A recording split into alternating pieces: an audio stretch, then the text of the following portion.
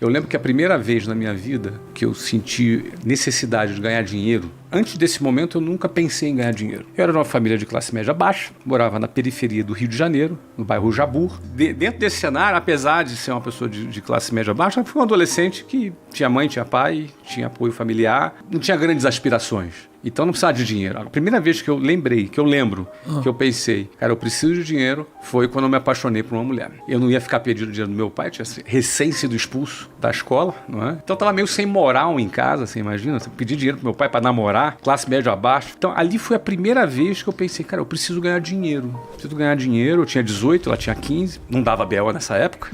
E aí o que acontece? Eu cheguei à seguinte conclusão, cara, preciso ganhar dinheiro. Aí comecei a vender relógio, pedi um relógio, vendi. Aí peguei o dinheiro, comprei outro relógio, aí comecei a vender relógio. Assim, informalmente para os meus amigos, para os vizinhos, para amigos da escola. E aí comecei a ter dinheiro. Não um dinheirão, né? Mas comecei a ter alguma grana. Quanto por cento você conseguia ganhar na venda de um relógio nesse momento? Acho que eu ganhava 100% de 100%? margem. Okay. Comprava por um preço, vendia pelo dobro. Pelo 100%. Okay.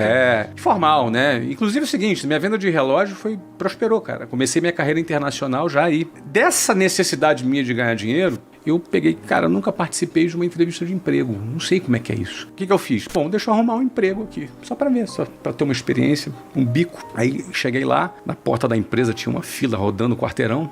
Cheguei lá 8 da manhã, fui atendido meio-dia. Aí a pessoa me colocou, olha, por que você quer ser um executivo? E olha, sinceramente, eu nunca pensei em ser executivo, não. Na verdade, minha faculdade começa em agosto. Eu queria vir aqui só pra ter uma experiência, ver como é que é e tal. Ah, tá bom. Bom, conclusão, cara, ali era um treinamento de vendas. E eu comecei a vender curso de inglês. Era um curso de inglês no centro do Rio e eu comecei a vender curso de inglês. E nessa de vender curso de inglês, eu adorei vender. Falei, cara, isso é mais fácil que vender relógio. Eu não sabia falar inglês nessa ocasião, mas eu só vendi o curso. E eu trabalhava ali do aeroporto Santos Dumont, do telefone público. Aquele orelhão que a gente chamava na época. Você tinha um time de vendas de 10 pessoas, você não tinha 10 linhas telefônicas, um para cada vendedor. Vendedor ia para telefone público. Então eu trabalhava do orelhão de telefone público. De ficha telefônica. Não era nem cartãozinho, era ficha telefônica. Cartãozinho foi um grande avanço. A ficha telefônica você carregava no bolso, pesava no bolso. Agora você imagina você passar o dia inteiro trabalhando num telefone público com gente querendo ligar na fila. O meu macete era o seguinte, eu pegava uma pilha de ficha, botava um monte de pilha em cima, quando o cara chegava, via minhas pilha de ficha, já vazava. Já procurava o telefone. Okay. Bom, aí eu trabalhei ali, nos 3 primeiros meses, já fui super bem, vendi pra caramba, tive boa performance de venda, fui promovido. Então, quando chegou o dia de iniciar minha faculdade, eu pensei, cara, já tô ganhando mais do que quando eu me formar. E aí eu tranquei minha faculdade. E eu queria casar com a Luciana, estava apaixonado. O ser humano é movido por paixão. Diversos tipos de paixão. Eu descobri outras paixões na minha vida depois disso. Como, por exemplo, a paixão de empreender, construir um negócio. É uma paixão. Então, sem a paixão, tu vai até a página 5, cara. Tu até consegue profissionalmente, mas da página 6 em diante tu não consegue mais. Porque a quantidade de dificuldade, de encheção de saco que vem depois, não compensa. Na tua cabeça, não compensa. Com a paixão, tu pensa, compensa. Eu vou pra próxima. Eu tenho paixão pela construção. E quanto mais significado tem a construção, para mim faz mais sentido. Vou te dar um exemplo. Quem fala inglês tem acesso a oportunidades de empregos que pagam até 62% mais. O produto nosso da WhatsApp ensina inglês. Eu tenho, por exemplo, não só a paixão da construção da marca, da construção das escolas, da construção da rede, da construção dos canais de vendas, mas eu tenho também a sensação de que esse produto está fazendo um bem para as pessoas. Claro. Então essa coisa de que o meu produto pode ajudar a pessoa, pode fazer o bem, isso ajuda a fechar a conta. Agora, a paixão pela construção aconteceu no clube de futebol dos Estados Unidos.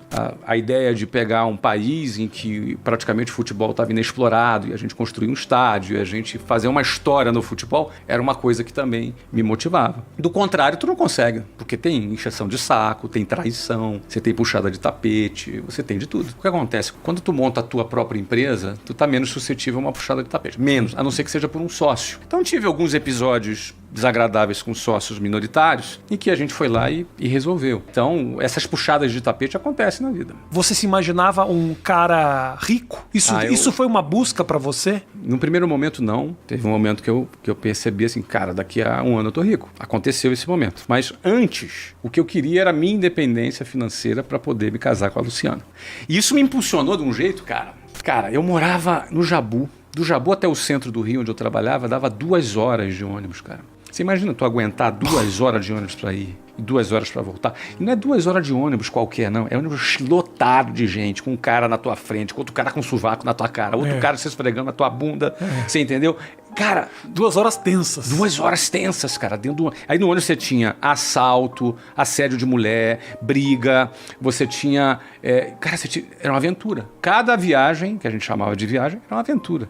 Cada viagem. Aí chamava de viagem. Por 2 horas, entendeu? E quando não era de ônibus, era de trem. Aí eu tinha que atravessar a favela Cavalo de Aço, andando, até a estação de trem de Senador Camará, para pegar o trem que vinha de Santa Cruz, lotado, até a Central do Brasil. Então, assim, a exclusão geográfica que eu chamo, né? É o cara que mora a 2 horas do trabalho. Então, por exemplo, eu chegava lá 8 horas da manhã para minha primeira reunião, eu tinha um amigo chamado Antônio, que morava no Leblon. Ele acordava às 7 horas da manhã, tomava café da manhã, suquinho de laranja, bonitinho, sentado na casa dele. Quando dava 8 horas da manhã, ele estava perfumadinho, chegava e sentava, olhava para mim e falava, bom dia, Flávio. A gente participava da mesma reunião. Eu tinha chegado em casa meia-noite, tá? Acordava às 5 horas da manhã, escuro ainda, saía meio que tonto, engolia ali qualquer coisa rápida, porque 5h45 eu saía da minha casa, ainda escuro no inverno, no Rio de Janeiro. Caminhava até o ponto do ônibus para pegar um ônibus às 6 horas da manhã. Entrava no ônibus lotado, você chegava todo amassado, suado, imagina no Rio de Janeiro, calor já de manhã,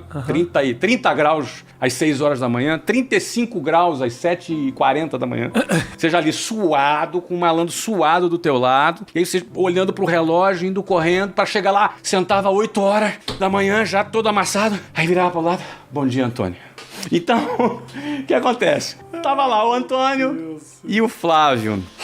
Cara, a gente não partia do mesmo lugar. E aí, como é que era, por exemplo, ele que estava bonitão, combinando, gravatinha, combinando. Eu tinha uma gravata, 2 camisas, uma branca e uma rosa. Eu intercalava para não repetir roupa de forma alguma. Uma branca, uma rosa, uma branca, uma rosa. Uma única calça e um sapato. Sendo que no pé direito tinha um furo. E era um sapato meio... Sabe aquele sapato que tem um negócio de ar? E aí, então, tinha um furo. Então, eu andava assim... Plec, Fazia um... Plec, empurrava o ar para fora do sapato. Empurrava o ar para fora do sapato. Essa é a minha realidade. Então eu tinha que tirar essa diferença. Eu queria casar, queria ser independente. E aí a proposta de trabalho dizia assim, ó, você bate meta, tu é promovido. Você bate essa tal meta, então você tinha um plano de meta. Eu falei, cara, eu vou bater. Nem que eu vire noite, nem que eu trabalhe igual um cavalo aqui, entendeu? Eu tenho na minha casa até hoje várias cartinhas que eu ia dentro do ônibus. Não tinha celular, cara. Não tinha assim, oi amor, tudo bem? Como tá você? Não existia isso. Tá. Então era cartinha. Garrancho ali, com o ônibus balançando, escrevendo cartinha pra Luciana dentro do ônibus. E aí o que acontece? 2 anos depois eu me casei com ela. Sovaco aqui. Isso. E cartinha ali. Cartinha ali. Cartinha ali. Eu só escrevia quando eu conseguia sentar. Entendi. Era uma loteria, né? Eu acho que na vida a gente decide aquilo que a gente quer, mas em alguns casos é muito importante a gente decidir o que a gente não quer também. Sabe, o basta. É importante a gente ter aquele momento do basta.